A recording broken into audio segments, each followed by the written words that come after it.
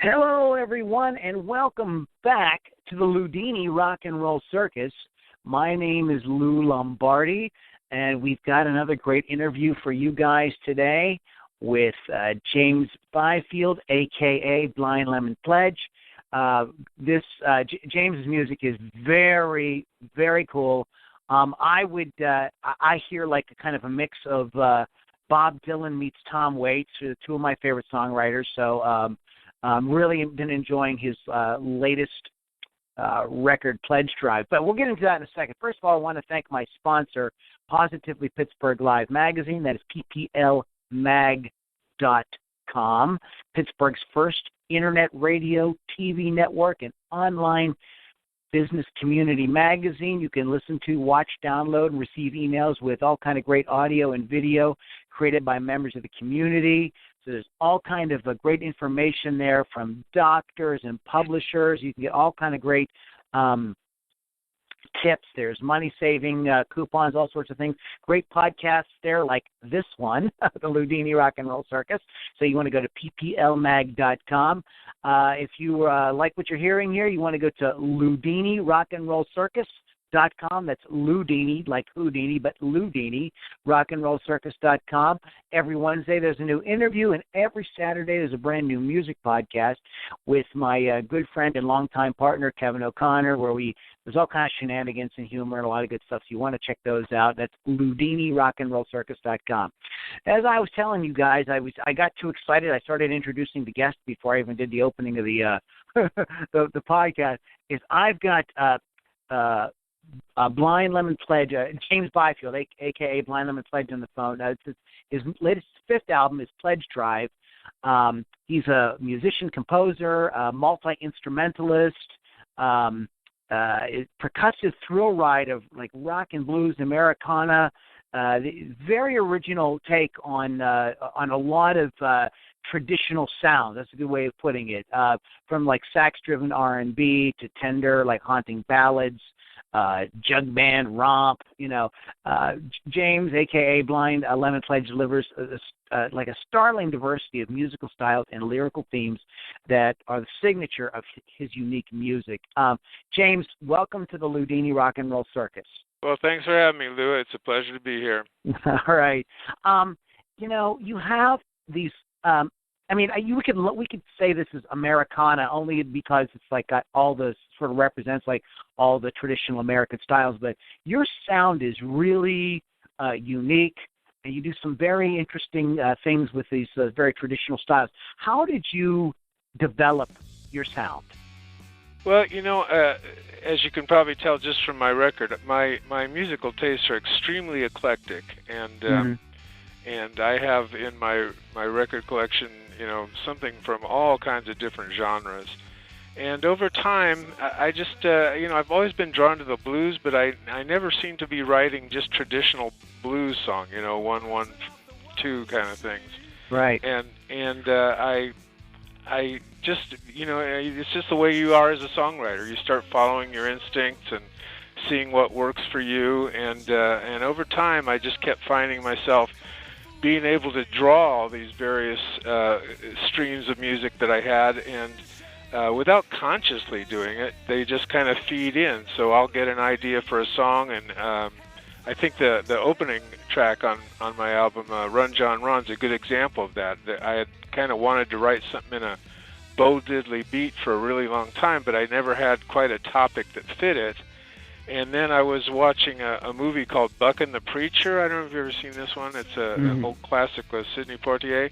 Okay. And I decided that story, which is about the night riders in the post-Civil War South, would be perfect for the beat. Cool. So it just like suddenly the song was there, and that's kind of how my style works. I just draw on these various elements and put them together as they fit.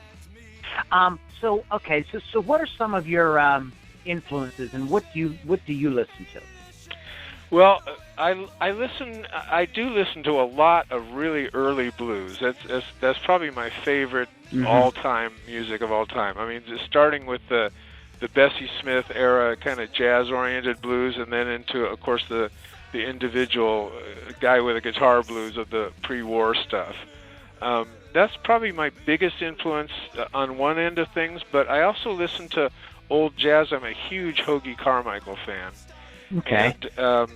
And then, one person once said my music sounded like Muddy Waters, Bob Dylan, Hoagie Carmichael, and Randy Newman all thrown together. Okay. And I think that's a fairly accurate description.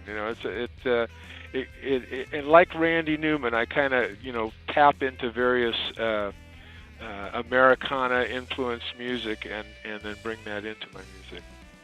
Okay, so let's talk a little bit about the record that you have out now. The latest record just came out on March 4th, Pledge Drive. Now, Right. Tell us about the record, like how you did it, who you worked with, and all that sort of stuff. Okay, it had been about 2 years since my last one, or a year and a half, and I was putting together tunes. The last record I did, which was called Evangeline, which did pretty well critically, was a more kind of folky. It was a softer, more folk influenced thing, folk blues. And I was putting together the songs I wanted to do, and I did a couple tries, and that sound just wasn't working. So I decided I would latch into more of a rock sound and harden the whole sound up a bit. I had played in rock music for many, many years before I got back into playing more acoustic blues. So I got out the pedals and, cranked up the electric guitar. And on the last album, I did all of the instrumentation myself. And this time I was going to do that again, but then I had two songs that I thought could really use a saxophone on them. And I don't play saxophone, so I got this good old friend of mine that plays in an oldies band, and he had just the right sound and a tenor sax. And then there are three other songs that I wanted to have harmonica on, and I actually do play harmonica, and I was taking some lessons to kind of bone my skills back up because I hadn't played it in a long time. All right. And this person, Jenny Reed, who has some solid credentials as a harmonica player, was the teacher, and I just went, well, heck, I'm not going to do it. I'll hire her to do it.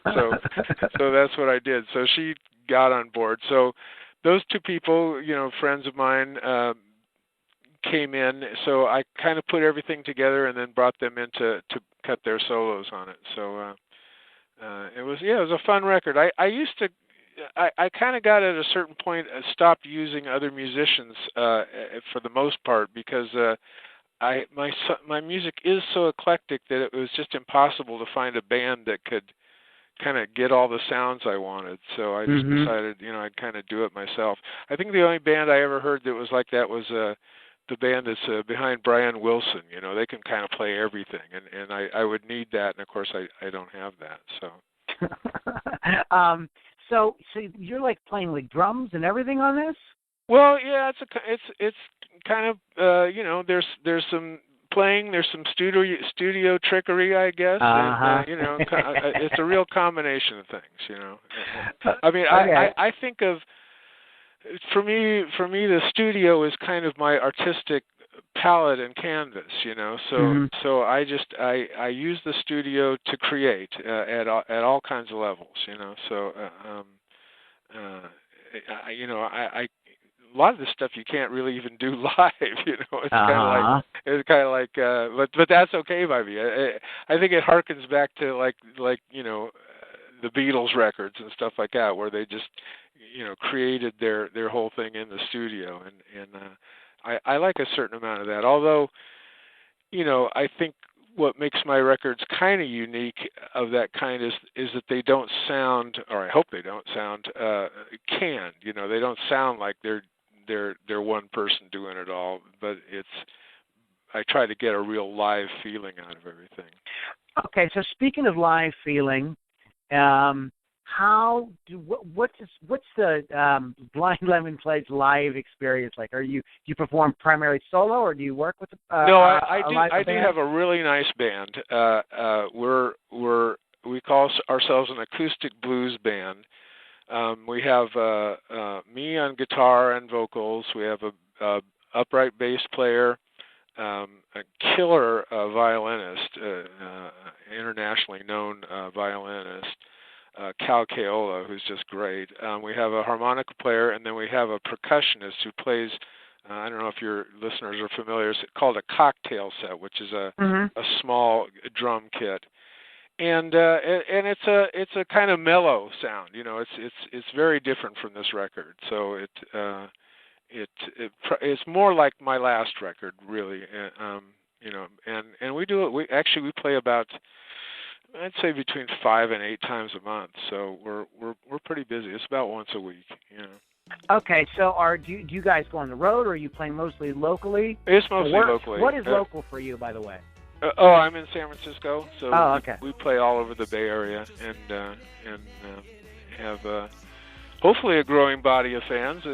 People seem to love us wherever we play. It's not always an easy sell because you know, it's not a blues that people are used to. You know, people are more used to kind of bar band blues, and you know, I do both originals and covers, and the covers draw from the old guys like Tommy Johnson and Robert Johnson, and you know, I do have a couple Bessie Smith tunes in there. So it's not kind of the hard edge sound that so much of live blues is these days. So on the record, what are some of your favorite moments on the record?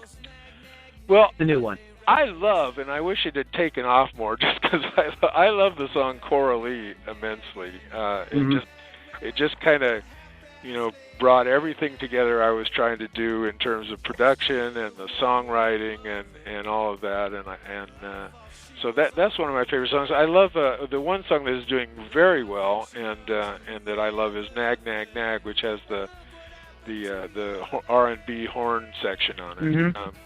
That was when I wrote that, I just suddenly pictured that. On the last album, on Evangeline, I'd had a song that when I was done, I said, God, I should have put some horns on there. And so this time I just decided, well, I'm going to do that, you know.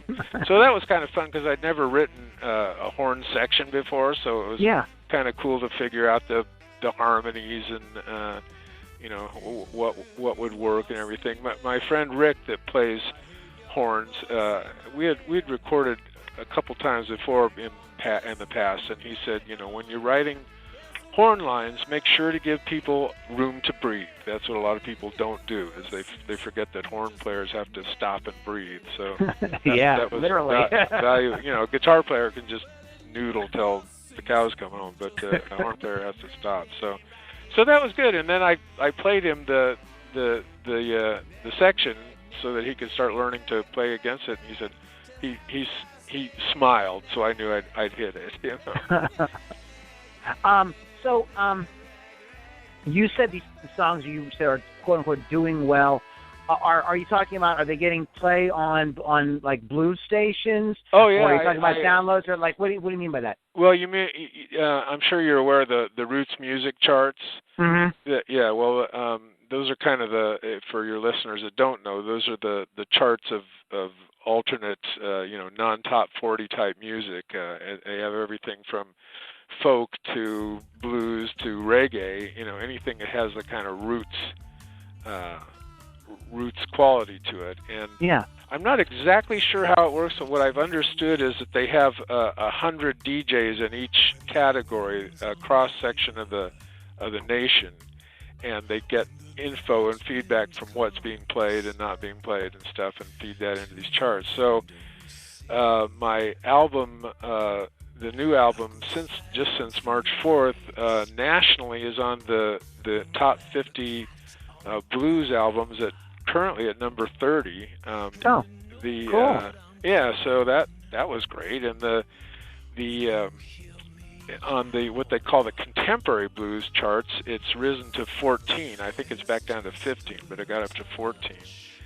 And then the Run John Run, I just found out last week, hit number 2 on what they call the acoustic blues singles chart. So that's what I mean doing well. I'm not making a lot of money off it, but I'm so happy to have it, you know, out there and heard, and know that people are listening to it and enjoying it. Yeah, enjoying it. So So that's kind of a dream come true. I mean, I've never really charted like this before, and then in the top 50 contemporary songs, I have two of them. I have Nag Nag Nag and Moon Madness that were both hovering at around 23, 24, something like that. Tell us a little wee bit, or give us sort of a peek under the hood at your writing process. I mean, you told us about the one song you were watching the Sidney Poitier movie, but I mean, how do you kind of do it? You know, I get my ideas from all kinds of different places. I mean, sometimes it's something I'm reading, or sometimes a line just floats through my head, and I keep a little notebook and I write stuff down.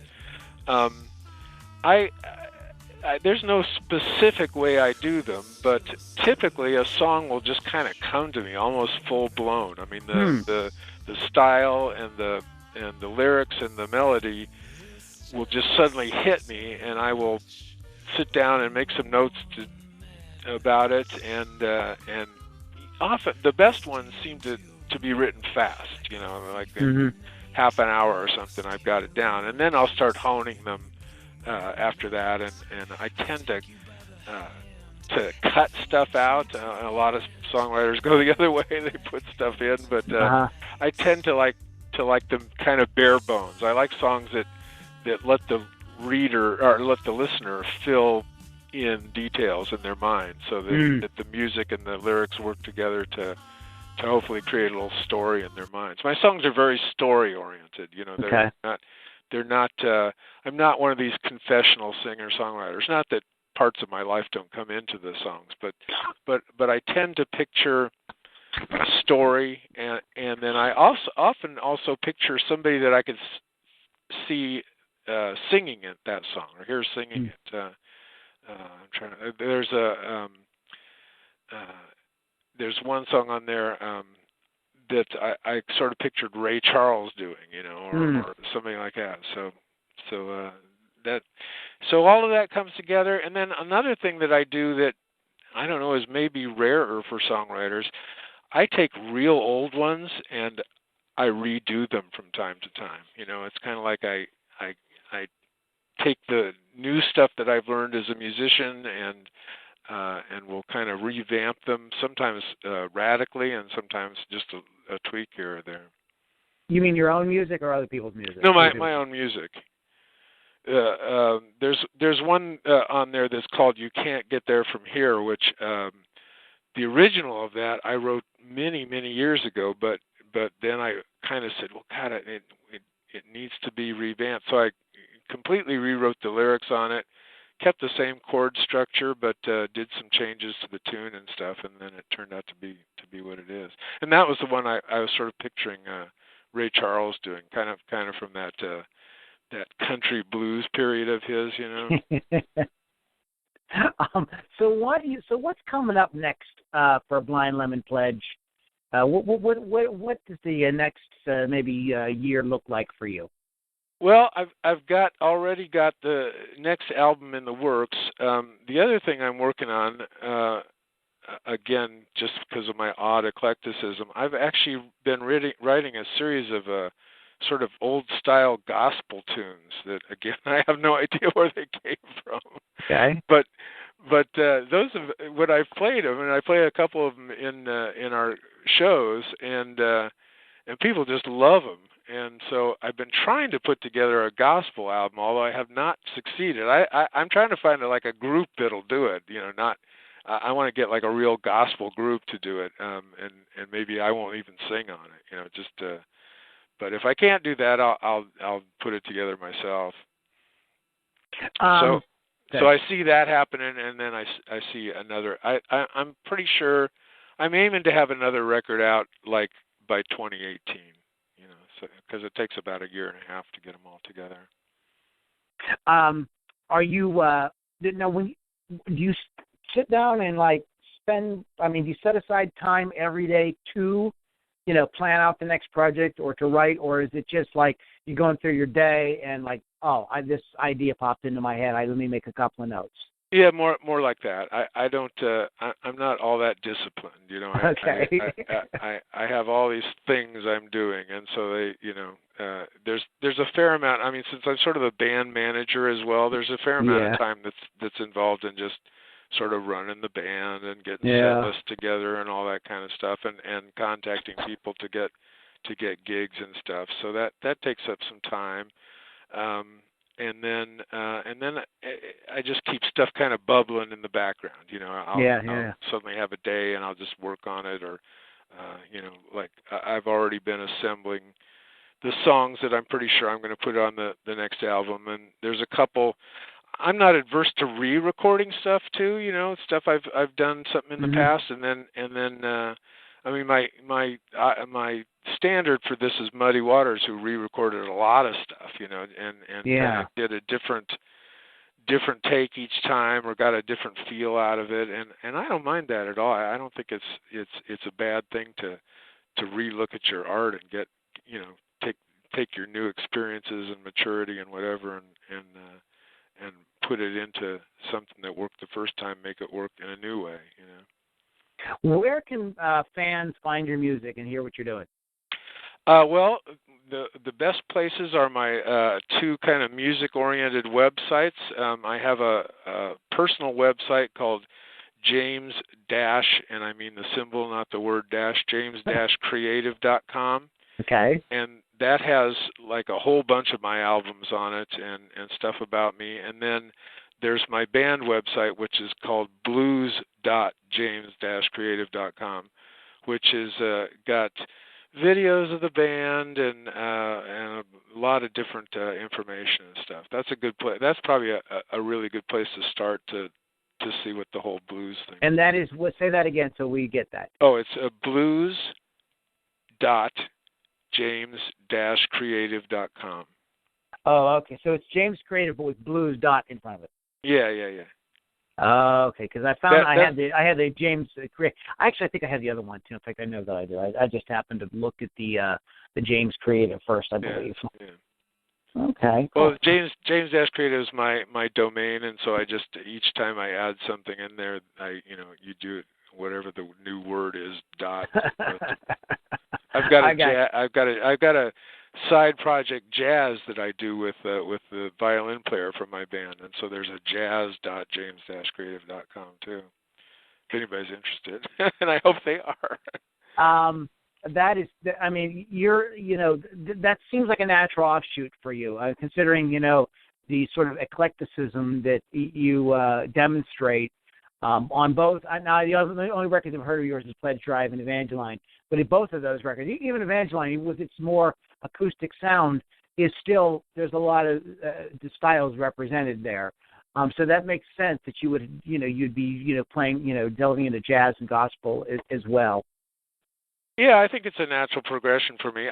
Many years ago, I took about a year's worth of jazz guitar lessons, and that was one of the smartest things I ever did. I learned so much about chords and substitutes and phrasing and stuff, and you can hear that in a lot of my pieces. You can hear, not the standard chords, but some very jazz-oriented chords.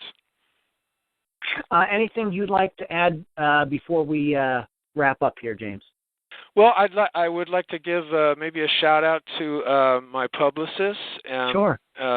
Betsy Brown of Blind Raccoon, who's doing the U.S., Australia, and Canada, and Peter Holmstead of Hemifran, who's handling the European stuff. They both have been doing an incredible, great job for me, and are really nice people. I'd used Peter on the last album, and then Betsy I just met for this album. And then shout out to my band, because they're great people. And then a special shout out to Arno Hachadurian, who did the recording and the mixing on this. And he and I have worked together in some way on 4 of the 5 albums I've done.